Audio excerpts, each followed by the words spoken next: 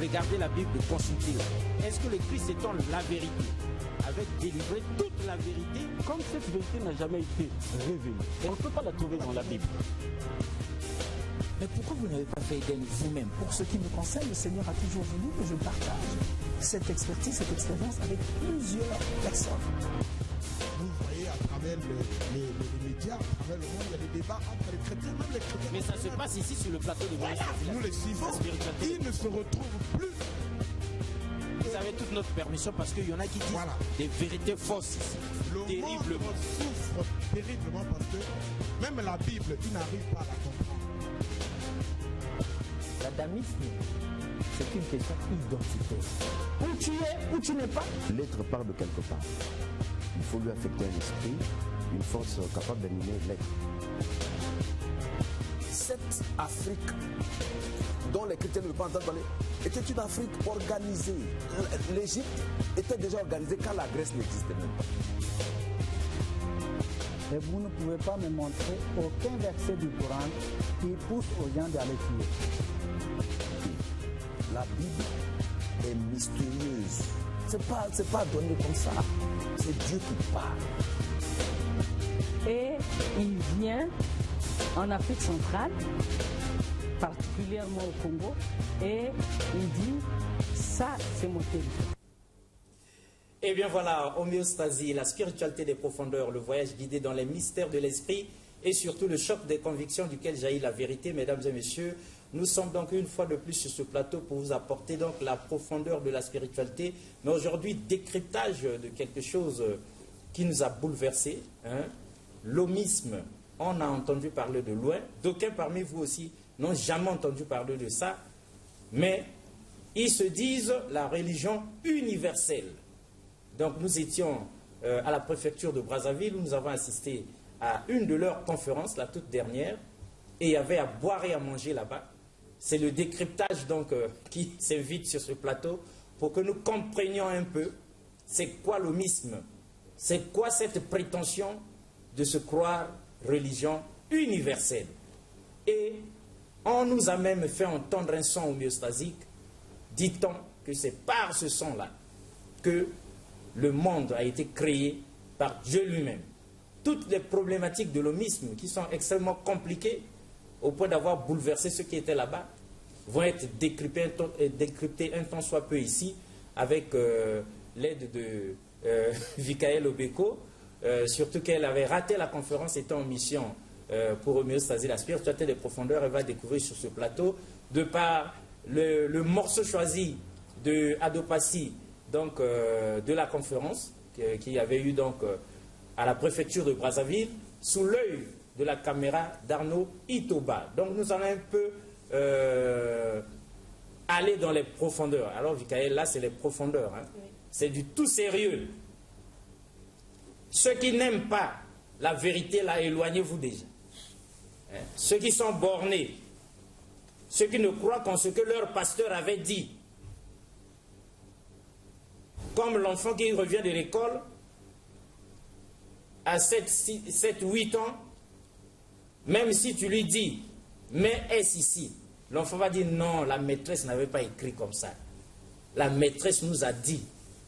Une fois que l'enfant a dit comme ça, même si vous parlez jusqu'à demain, tant que la maîtresse ne vient pas changer ça, l'enfant va se dire, c'est papa et maman qui se trompent. Parce que la maîtresse a dit. Et ça, c'est un peu le problème, sinon le mal de la spiritualité, parce qu'on ne sait pas au finish qui a raison. Est-ce qu'on doit mettre S ou pas? Quand deux verbes se suivent, le second doit se mettre à l'infinitif ou pas? De même que Jolie Picard et son cœur se sont unis, 1 plus 1 égale 1. Dites à un enfant qui compte ses bâtonnets, 1 plus 1, il vous dira 2. Même si vous insistez jusqu'à demain, c'est 1 plus 1 égale 2, la maîtresse avait dit. Donc tout ça, c'est la problématique de la spiritualité. Chers invités, bonjour. Bonjour. Bon, vous êtes de l'homisme. Le temps est toujours contre nous. On ne va pas perdre trop de temps dans les présentations, mais on doit quand même se présenter. Vite fait, à tour de rôle, en commençant par le coordonnateur de l'homisme. Dites à ceux qui nous suivent qui vous êtes. Je suis Védia Saroja, évêque et coordonnateur de l'OMISM au Congo et en Afrique. Depuis quand? Je suis coordonnateur depuis 2012. Et l'OMISM au Congo ici?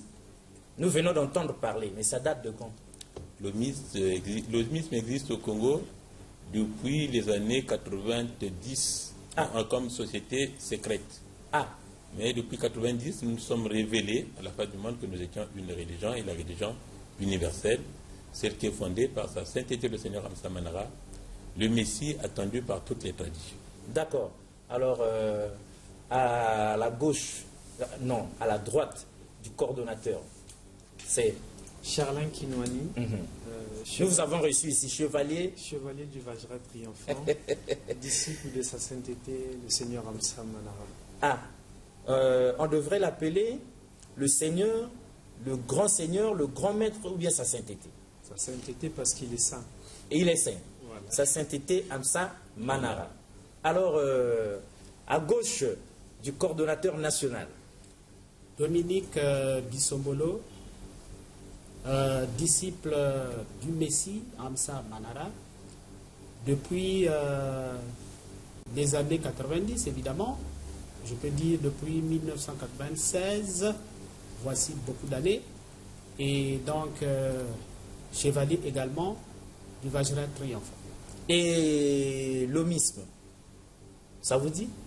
Oui, l'omisme c'est la religion universelle. J'ai noté dans votre pitch d'introduction comme quoi vous avez la prétention d'être universel. Prétention. Une énorme prétention comme ça. Une énorme prétention comme ça. Mais ça ne peut pas être une prétention. Une prétention semble être quelque chose que vous décidez de gré par vous tout d'un coup, et vous vous estimez être ceux qui ont tout, qui voient tout, qui font tout. Qui ont le monopole de la vérité, qui détiennent ça. Il n'y a pas de prétention. Ils ont le Saint Graal. Non, il n'y a pas de prétention d'être universel. Il y a la vérité que c'est la religion universelle. Il y a la vérité que c'est la religion universelle. D'accord. On saura en quoi est-ce que l'omisme est une religion ou est la religion universelle. Parce que il n'y a certainement pas Cordo, il n'y a certainement pas 100 religions universelles. Toutes les religions, en fait, puisqu'ils ont le même message, mais ils ont beaucoup de réserves. Parce que la spécificité de l'omisme, c'est d'être une religion accessible à toutes les croyances. C'est pourquoi nous l'appelons religion universelle. Vous ne faites pas de distinction. Il n'y a pas de distinction. Quand vous êtes musulman, vous venez chez nous, vous priez. Quand vous êtes bouddhiste, vous venez chez nous, vous priez. Quand vous êtes chrétien, vous avez votre place chez nous. Quand vous êtes hindouiste, vous avez votre place chez nous. Quand vous êtes juif, vous avez place chez nous. C'est pourquoi nous disons que c'est une réalité.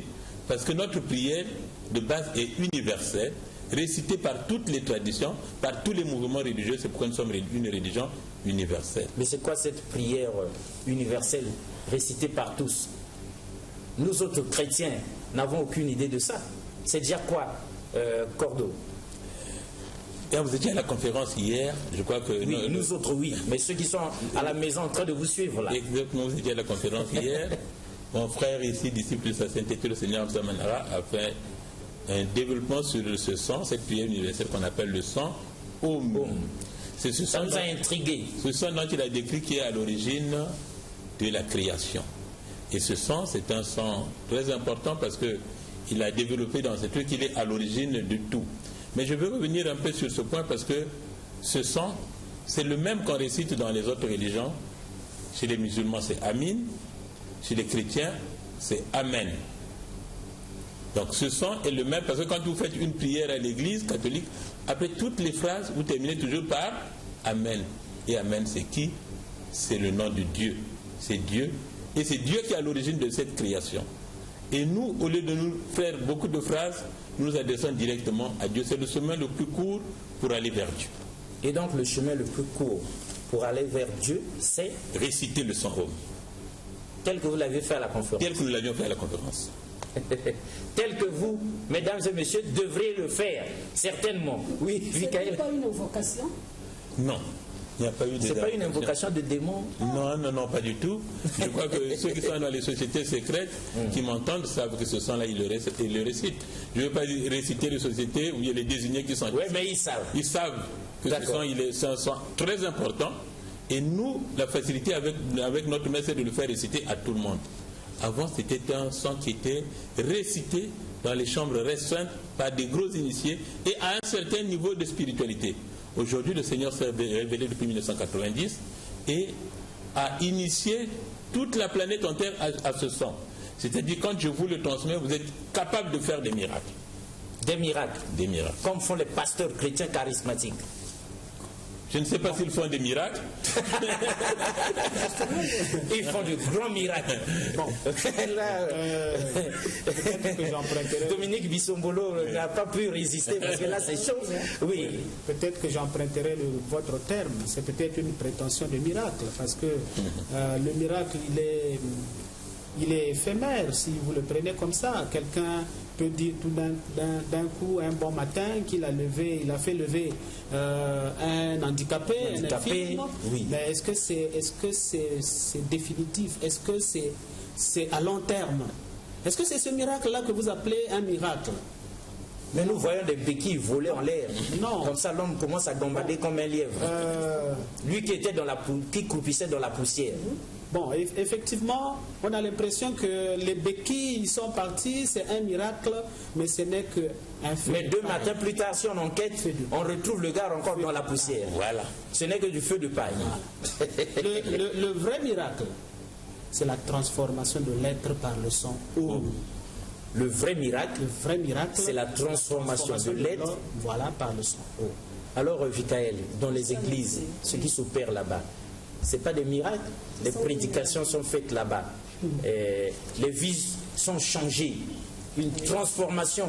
On voit des koulouna qui abandonnent tout ça, qui deviennent des disciples de Jésus dans les églises. Mais il n'y a pas le sang homme à l'église, coordonnateur. Le sang homme, vous l'avez à l'église catholique, je vous avais dit Amen. Ah, d'accord. C'est Amen. Donc, sous diverses formes. Oui, mais c'est pourquoi je vous dis, c'est même même lorsqu'on dit Amen dans les églises de réveil, c'est le sang homme. C'est le sang homme. Ah, d'accord. Et les musulmans qui disent Amin, vous aussi, vous êtes dans le sang homme. Normalement, on devrait revenir seulement au sang homme. Normalement. Est-ce que c'est ça? C'est qu'on devrait faire? Bon, écoutez, les églises un petit peu transformées, ce sang. Vous savez, hier, on a parlé de Messie aussi. Pourquoi on a parlé de Messie? C'est des termes sur lesquels vous êtes revenus. C'est parce que les églises en elles-mêmes, elles sont saintes. Mais ceux qui les gèrent ne sont pas justes. C'est pourquoi, chaque fois que vous avez des nouveaux mouvements religieux, vous êtes surpris que vous dites aujourd'hui à l'OMIS, mais pourquoi il y a une nouvelle religion? Alors, il y en a déjà. Toutes les religions anciennes ont failli. Ah. Elles ont failli. Elles sont venues avec des thèmes.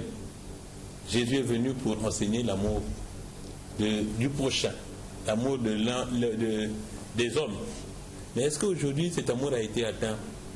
Je ne crois pas. Si ça a été atteint, on n'aurait pas toutes les catastrophes. Non, les gens ne s'aiment pas. Les gens ne s'aiment pas. Ni dans nos familles, ni dans le quartier, dans nos villages, encore moins dans le pays, les gens seulement. Exactement. Le Bouddha avant, Jésus avait enseigné la connaissance.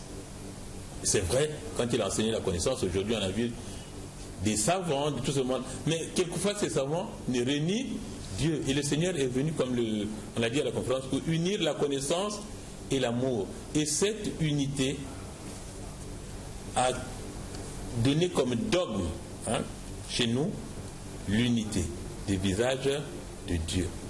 Parce que nous avions associé la connaissance à l'amour, et cette connaissance à l'amour nous a mené à l'unité, mais pas l'unité seulement pour les humains, l'unité avec toute la création. Avec toute la création? Oui. Pas l'unité avec les animaux? Non, oui, bien sûr. Avec les arbres, avec la forêt. Exactement. Pour moi, l'unité avec le fleuve Congo. Mais vous savez que si vous n'êtes pas en harmonie, tout a été créé par qui? Par Dieu. Évidemment. Mais si vous n'êtes pas en harmonie avec toutes ces entités de la nature qui ne sont pas évoluées comme nous, on n'arrivera qu'à des catastrophes. Je crois que de plus en plus le discours écologique vous dit respectez l'environnement. Mais pourquoi on vous le dit? Parce que l'environnement s'est révélé. Mais parce que l'environnement a une certaine maturité spirituelle. L'environnement. Une maturité spirituelle. Une petite. Comme la forêt du Mayombe. Bien sûr. Vikaël. Monsieur Alexis. Bon, on est dans la spiritualité des profondeurs.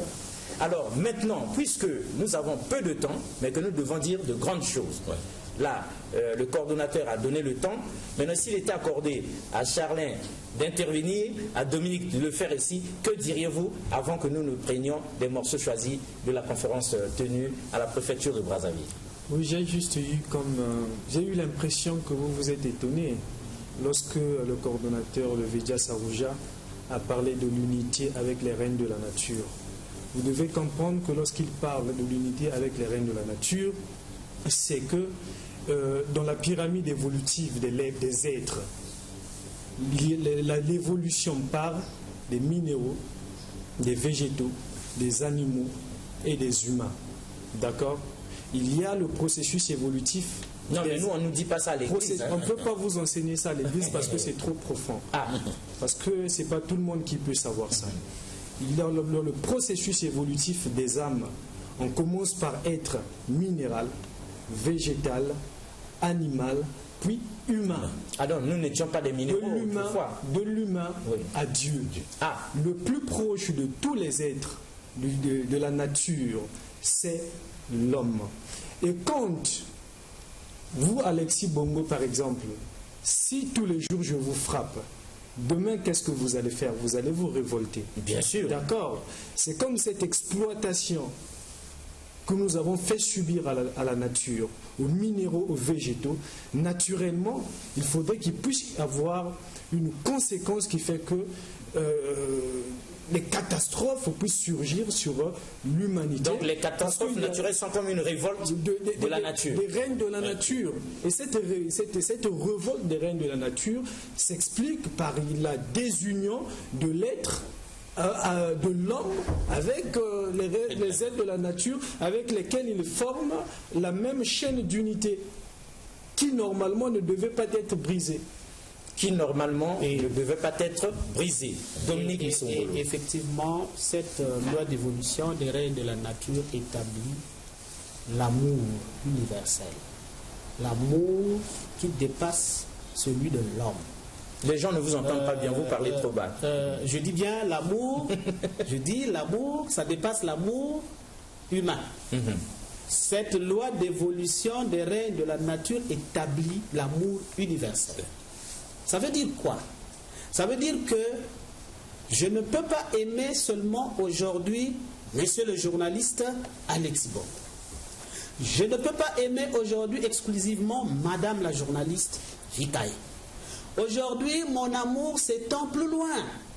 Mon amour s'étend plus loin au minéral. Il faut que je le respecte, il faut que je l'aime, il faut que je lui parle. Mais on ne va tout de même pas aimer les mouches et les moustiques. Je dois aimer les mouches et les moustiques.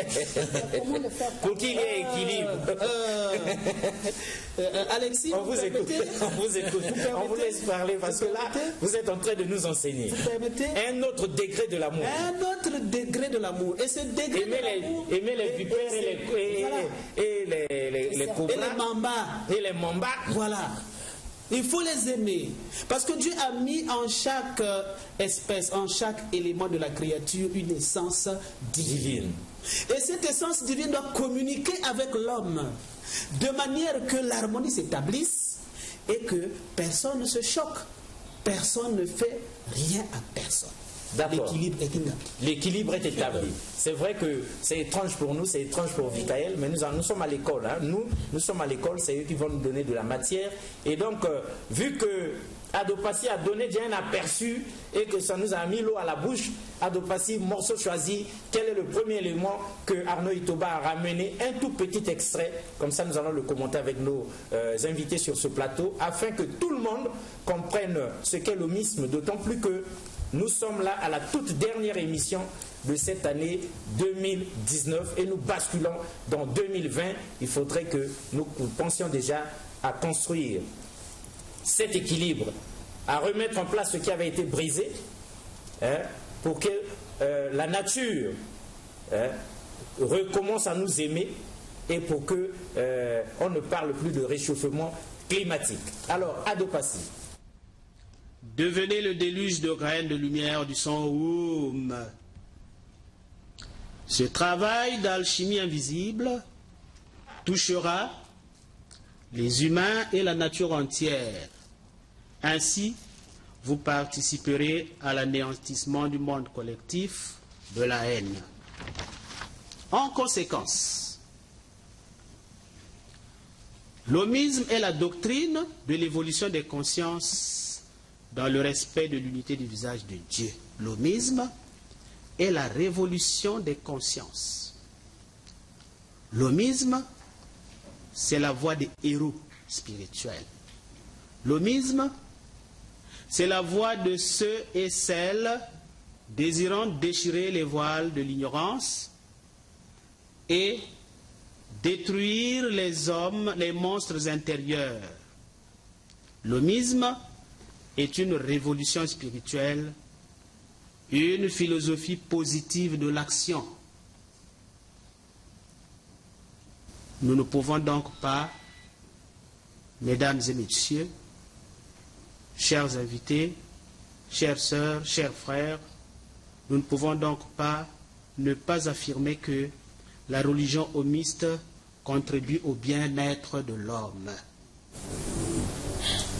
Voilà. Alors, Michael, c'est chaud, hein? On est dans du très chaud. Alors, coordonnateur, en des mots plus simples, clairs, nets et précis, qu'est-ce qu'on doit y comprendre? L'homisme, vous nous avez bien dit que l'homisme, c'est l'unité d'abord des religions, c'est l'unité des visages de Dieu, et l'homisme, c'est la religion qui participe au bien-être de l'homme. Oui, mais j'emprunte une des questions de Michael ici. Jésus, ou encore Dieu, le Dieu des chrétiens, il n'aime pas être mélangé avec d'autres dieux. D'où vient-il? Avec des petits dieux, en plus. D'où vient-il que vous mélangiez comme ça là le Seigneur Jésus-Christ, l'unique Seigneur et Sauveur, mesdames et messieurs, n'est-ce pas, Michael? Mort sur la croix pour nos péchés. Et la Bible est claire là-dessus. Car Dieu a tant aimé le monde, Michael connaît la suite, qu'il a envoyé son Fils unique. Afin que quiconque croit en lui ne périsse point. Et qu'il ait la vie éternelle. Dieu n'a envoyé que son Fils unique, que nous connaissons, Jésus. Maintenant, vous le mélangez avec des petits dieux. Avec Amsam Manara, fut-il sa sainteté? Mais c'est quoi cette histoire? Mais je ne sais pas si Jésus est l'unique. Les envoyés de Dieu, il y en a eu plusieurs. Avant Jésus, l'hindouisme existait. Ils croyaient en des divinités. Avant Jésus, qui appuyait dans le judaïsme, on croyait déjà en Melchisédek. Oui. Donc Jésus est arrivé en tant qu'envoyé, et d'autres envoyés sont arrivés après lui. Par exemple, même un ou deux. Mahomet est arrivé 600 ans après lui. Les musulmans y croient, ils sont 1 milliard et quelques. C'est la deuxième religion du monde. Et vous avez tous les hindouistes qui croient en Maitreya, qui croient à Kalki. Tous les hindouistes qui croient à Kalki et les bouddhistes qui croient à Maitreya. D'accord. Donc les envoyés de Dieu viennent à chaque période quand les normes que Dieu laisse ne sont pas respectées. Autrement dit, Jésus est un envoyé de Dieu comme un autre. Oui, bien sûr. Comme ceux qui l'ont précédé, comme ceux qui sont venus après lui. Exactement, mais je vais revenir sur ce moment d'envoyé de Dieu, parce que vous allez me poser la question de savoir pourquoi vous parlez du Seigneur Amsam Manara. Jésus a dit dans la Bible que celui qui m'a vu a vu le Père. Cela suppose que lui, c'était, comme le diraient les musulmans, un prophète aussi, un envoyé pour venir régler une mission. Il est venu nous enseigner l'amour. Évidemment. Il est venu nous enseigner l'amour. C'est clair. Mais est-ce que l'amour que Jésus nous a enseigné a permis de mettre la paix sur terre, de mettre de l'ordre? Est-ce que ça a permis des guerres de désordre? Est-ce que ça a permis d'écarter la pauvreté? Est-ce que ça a... Oui. La haine. Nous sommes énormément pauvres. Et le Seigneur est venu avec un autre message. Lui, il est venu pour étendre l'amour universel dont mon frère en parle, c'est-à-dire qu'avec tous les règnes de la nature. Et cet amour conduit à l'unité. Si vous êtes en unité avec tout ça, c'est-à-dire que quand vous aviez de l'amour et de la connaissance, vous vous mettez en unité parfaite avec tous ces règnes, nos problèmes trouveront des solutions. Question, cette unité, elle va nous enrichir? Quel est le but de la vie? Je vais vous retourner la question. Est-ce que le but de la vie... On mange, on boit, on devient riche, on devient fort, on devient puissant. Et puis un jour on meurt. Mais pourquoi on meurt? Si on est riche, logiquement on devrait rester riche. Normalement, donc le but de la vie, de goûter l'immortalité. le but de la vie n'est pas de venir s'acquérir de l'argent. Le but de la vie, c'est le but de la vie qu'on nous donne, c'est de venir apprendre pour s'élever au rang de Jésus, au rang de divin, au rang de saint. C'est ça le but de la vie. D'accord. Donc le but de la vie n'est pas pour qu'on nous amasse des trésors d'argent, qu'on a beaucoup de femmes, qu'on nous enterre bien, alors que notre esprit n'est pas évolué. Les femmes ne sont tout de même pas interdites dans l'homisme. Non, rien n'est interdit dans l'homisme. Voilà, ça c'est quand même pour que la vie soit un peu plus pimentée. Vikaël demande comment ça rien n'est interdit dans l'homisme. Mais une religion, pourquoi elle va interdire la vie des hommes? Mais vous n'avez pas les 10 commandements de Dieu? Est-ce que dans les commandements de Dieu, ils ont dit les commandements qui ont été faits par qui? C'est ça la question. C'est Dieu qui a écrit et l'a donné à Moïse. Bon, moi, je voudrais... Dominique Lissombolo. Monsieur le journaliste, je rebondis sur cette question-là d'interdiction à l'homisme. Vous savez, la philosophie principale de l'homisme, c'est la formation des qualités morales. Ok? Et ces qualités morales contribuent à ce que l'homme soit tellement équilibré qu'il y a des dépravations qu'il faut à tout prix exclure. Il y a des impudicités qu'il faut nécessairement bannir. Il y a une manière d'être qui n'est pas respectable, qui n'est pas de Dieu. Mais quand vous parlez de beaucoup de femmes, à quoi faites-vous allusion? Est-ce que c'est l'impudicité de la rue? Oui, mais est-ce qu'on peut se permettre d'attraper les petites du quartier? Non. Monsieur le journaliste, pas possible, c'est de l'immoral. Et l'homisme a comme, entre autres fonctions, entre autres rôles, entre autres buts, la formation des qualités morales de l'homme. Super, c'est compris, le temps est contre nous. Nous vous ferons revenir, Vikaël. Ça, ce n'est qu'un début. Ils étaient une société secrète là-bas. Aujourd'hui, le temps est arrivé, ils sont sortis. C'est une religion. Et elle est en plus universelle, avec beaucoup de profondeur. Donc nous ne pourrons pas décrypter ça en une seule émission. Tout le long de 2020, certainement qu'ils vont nous revenir ici, fut-il 1 ou 2 fois par trimestre. Comme ça, nous allons décrypter petit à petit cette profondeur, nous léguée par sa sainteté Amsa Manara. Et vous qui dites non là, vous allez contredire sur quelle base? En tout cas, nous sommes avec les homistes, nous découvrons de grandes choses. Restez calés, découvrez avec nous. Adopassi, morceau choisi, numéro 2.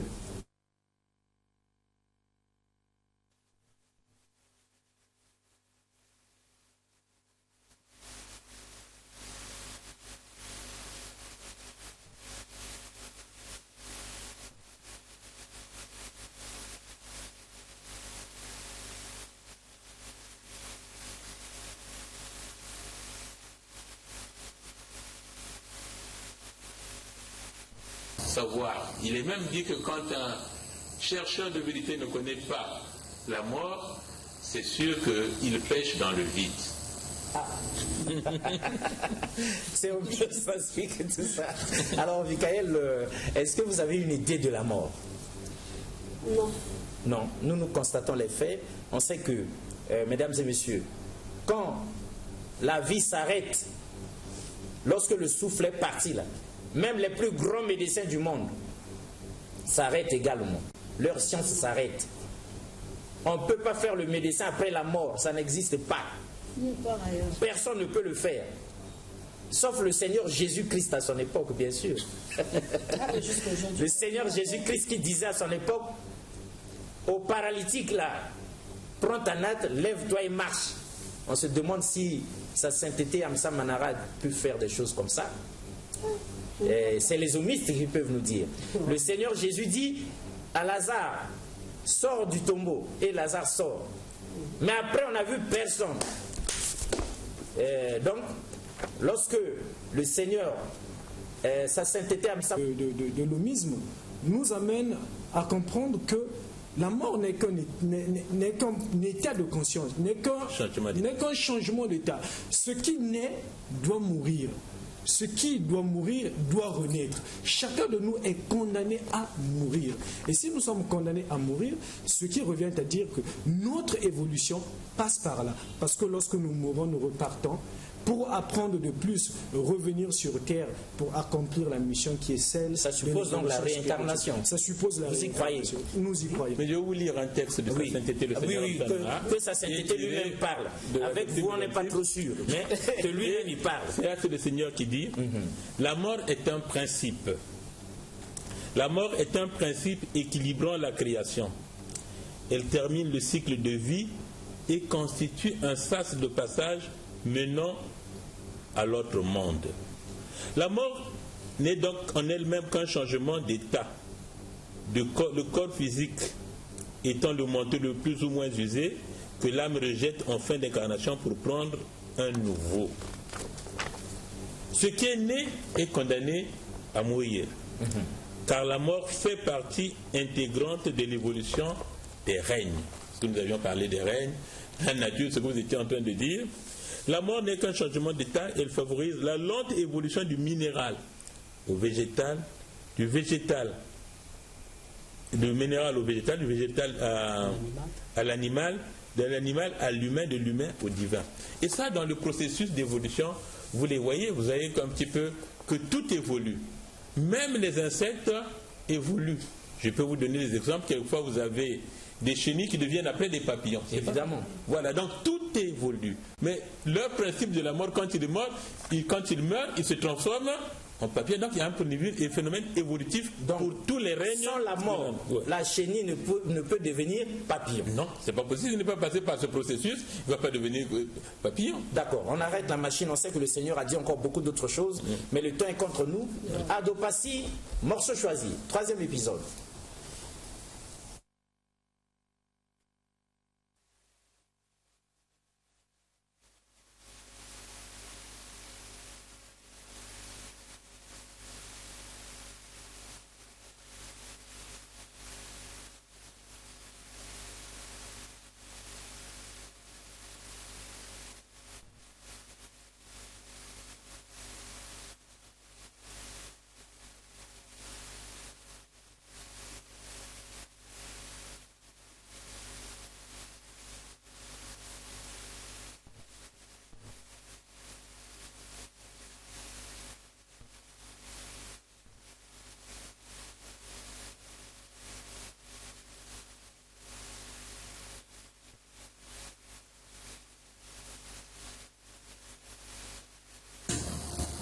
J'espère que je me suis fait comprendre. Merci.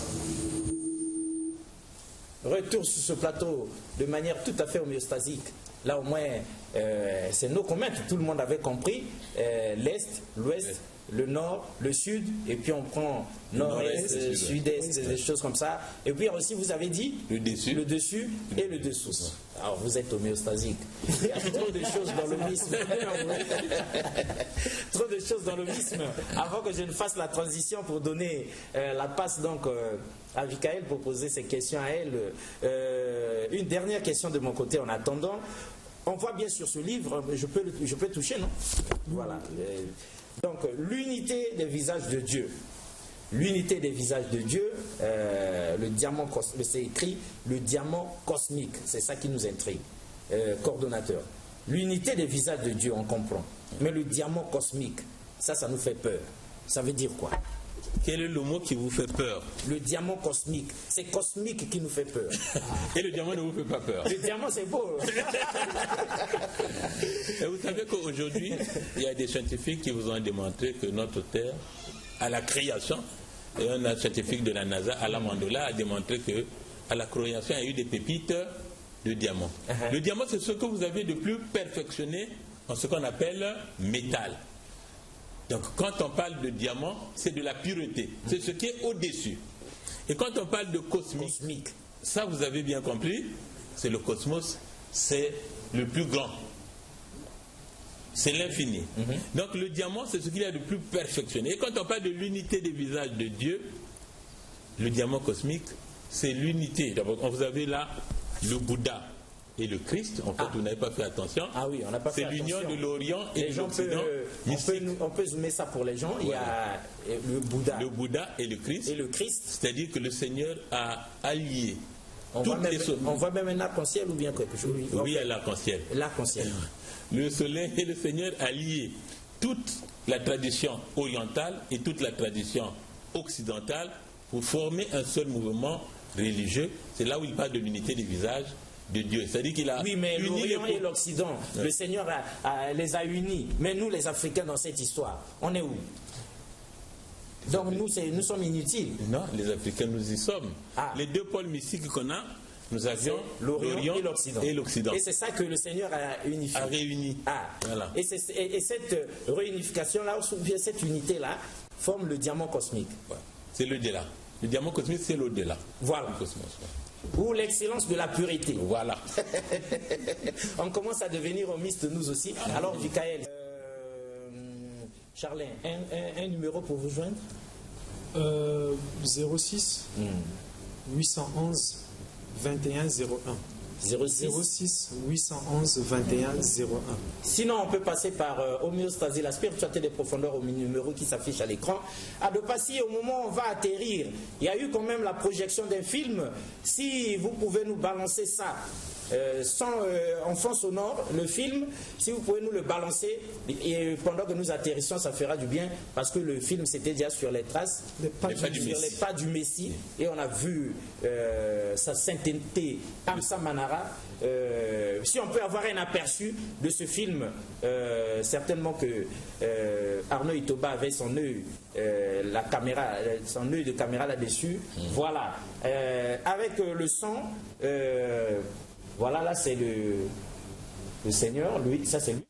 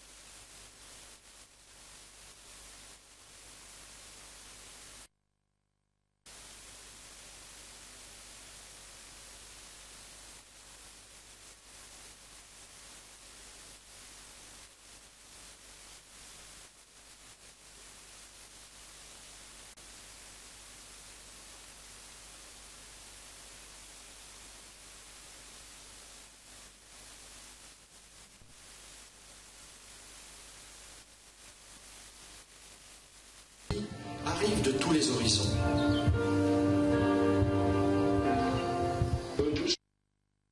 Et la rédemption de la nature entière pour parvenir à la perfection du divin.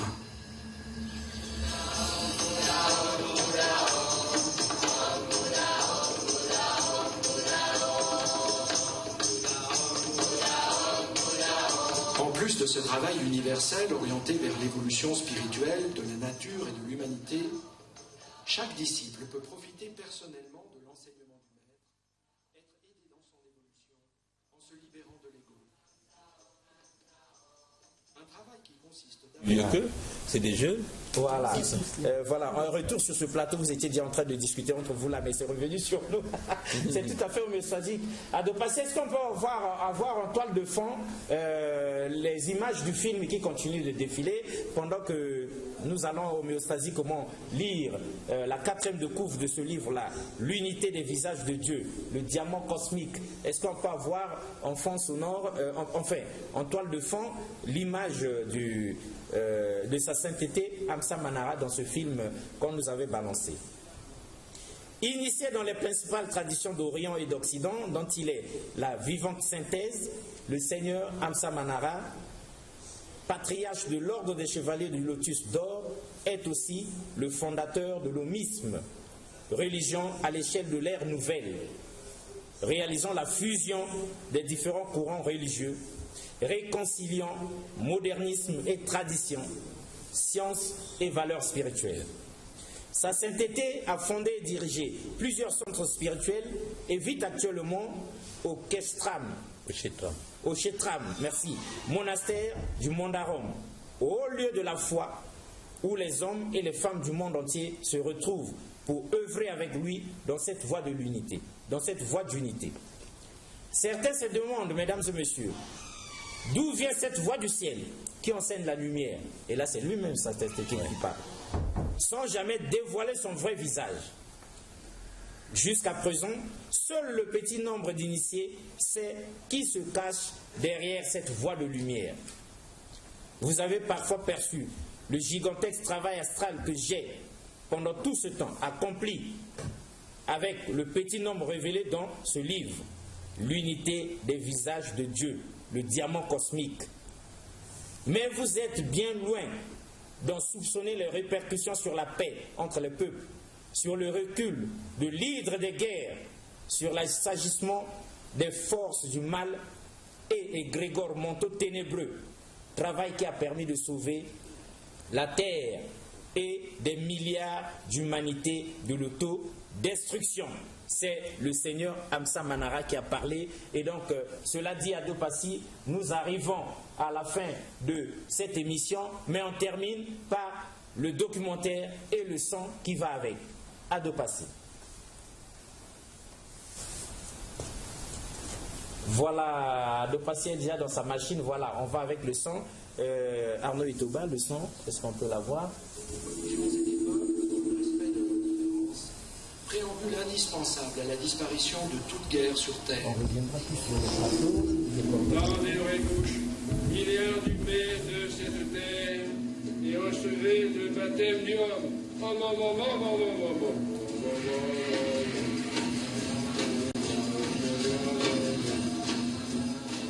Malgré l'action rédemptrice du Messie, l'âge d'or ne deviendra une réalité sur Terre que si une majorité d'humains acceptent d'abandonner leur mauvais penchant pour adopter les règles d'amour, de paix et d'évolution spirituelle de ce nouvel âge. Pour les aider dans cette tâche, le Seigneur Amsa Manara a fondé l'Omisme, religion universelle de l'unité des visages de Dieu, dont la cité sainte de Mandarom Chamba Salem est le siège mondial. Regardez la Bible, consultez-la. Est-ce que le Christ étant la vérité avait délivré toute la vérité? Comme cette vérité n'a jamais été révélée, on ne peut pas la trouver dans la Bible. Mais pourquoi vous n'avez pas fait Éden vous-même? Pour ce qui me concerne, le Seigneur a toujours voulu que je partage cette expertise, cette expérience avec plusieurs personnes. Vous voyez à travers les médias, à travers le monde, il y a des débats entre les chrétiens, même les chrétiens. Mais ça se passe ici sur le plateau de Voyage. Nous les suivons, ils ne se retrouvent plus. Vous avez toute notre permission parce qu'il y en a qui disent des vérités fausses ici. Terriblement. On souffre terriblement parce que même la Bible, ils n'arrivent pas à la comprendre. L'adamisme, c'est une question identitaire. Où tu es, où tu n'es pas. L'être part de quelque part. Il faut lui affecter un esprit, une force capable de mener l'être. Cette Afrique dont les chrétiens ne veulent pas entendre parler était une Afrique organisée. L'Égypte était déjà organisée quand la Grèce n'existait même pas. Et vous ne pouvez pas me montrer aucun verset du Coran qui pousse aux gens d'aller tuer. La Bible est mystérieuse. C'est pas donné comme ça. C'est Dieu qui parle. Et il vient en Afrique centrale, particulièrement au Congo, et il dit, ça c'est mon territoire.